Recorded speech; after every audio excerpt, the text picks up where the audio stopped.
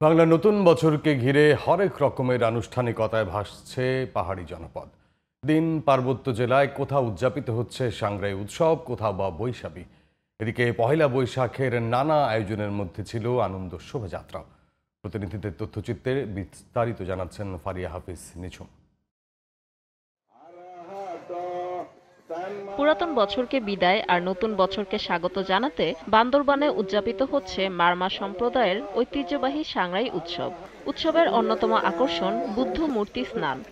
শত বছর পুরনো এই উৎসবে মেতেছেন মারমা সম্প্রদায়ের সব বয়সী মানুষ।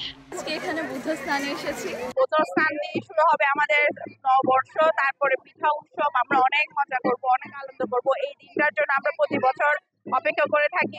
সকলে একে অপরকে পানি মৈত্রী বর্ষণ করে নতুন বছরকে বরণ করে নেওয়ার জন্য সকলে যোগদান করবে এই অনুষ্ঠান। এদিকে পুরাতন বছরকে বিদায় ও নতুন বছরকে বরণ করে নিতে খাগড়াছড়িতে মারমা সম্প্রদায়ের উৎসব উপলক্ষে মঙ্গল শোভাযাত্রা ও মৈত্রী পানি খেলা অনুষ্ঠিত হয়। এই পানি খেলার উদ্বোধন করেন সেনাবাহিনীর Khagrachari region commander brigadier general Sharif Mohammad Aman Hasan. রাঙামাটিতেও বাংলা নববর্ষ বরণে বর্ণাঢ্য আনন্দ শোভাযাত্রা অনুষ্ঠিত হয়েছে। শোভাযাত্রায় অংশগ্রহণকারীরা বর্ণিল সাজে সেজে বাংলা নববর্ষকে বরণ করে নিয়েছে।